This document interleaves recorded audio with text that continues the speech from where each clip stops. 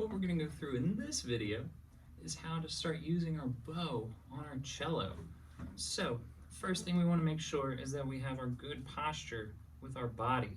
So right now I'm slumped over. What I want to do is I'm going to get my feet nice and firmly on the floor. I'm going to scooch so that way I am nicely comfortably in my chair, but my back is not against the back of the chair. We're not leaning back and we're not slumped over. Sit up nice and tall. My cello, I have my bounce just about my knees, my lower bounce, not my upper bounce. And then I have my C peg right next to my left ear. Now we're going to make sure that our bow grip is nice and ready to go. We've got our firm grip here. So what we're going to do with your left hand, we'll guide our bow to our A string. We're going to set our bow there. Oh goodness. And now with our A string and with our bow, we're actually going to want our bow to be halfway between these two pieces of wood. So this long black piece that we have here is our fingerboard, and this smaller piece here that is our lighter wood is the bridge, and the bridge is holding up our strings. So we're going to want our bow to land right in between our bridge and our fingerboard. So with our nice bow grip, we have our everything set here.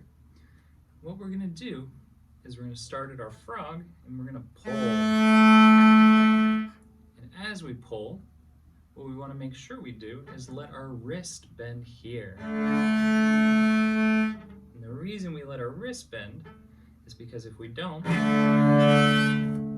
our bow is going to slide off the strings and it's not going to sound so great. So as we go through, we're going to let it bend here. We're going to let our elbow straighten out, and then we're going to push back. And as I push back, my wrist is going to push back out this way. So pushing down, straightening out your wrist, and pushing your wrist back out. So let's go ahead on our A string, our high string here.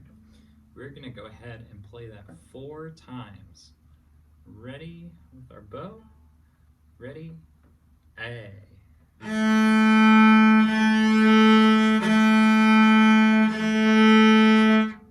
Alright, not bad. Let's go ahead down to our D string. And what we want to make sure is that as we're playing, we're keeping our bow nice and level. It's hopefully not going to look like this or look like this, but we're going to keep it nice and level across our strings. Let's go ahead to our D string now. Ready, D.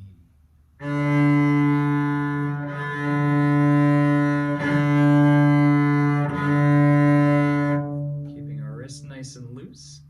As we drop down to our G, we're going to let our elbow relax a little bit. So that way it brings our arm down naturally. We don't want to crunch it up here because that's uncomfortable. And we don't want it flying way out here because that's also uncomfortable. We're going to let it relax right here. Let's go ahead and let's try G 4 times. Ready? G. Here's 1, 2, 3, 4. Yeah. Now for our last time, let's relax that elbow just a tiny little bit more. And we're going to see down here with our C string. This is why our bounce need to be right about our knee height. Here's C. Ready? And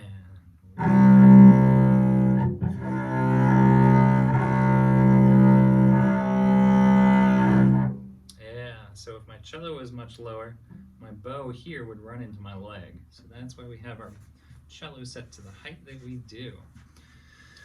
So let's go ahead and let's try. Starting on our high A string one more time, letting our elbow come up just a little bit.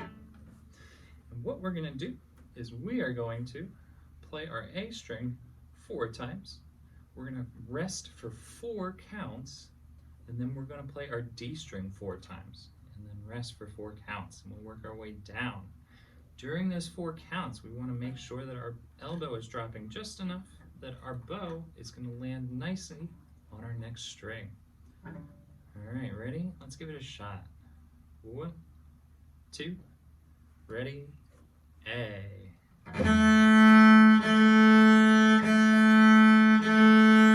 Rest and switch to D and go and D. 1 and down to G and go and G. Down to C and ready and go and.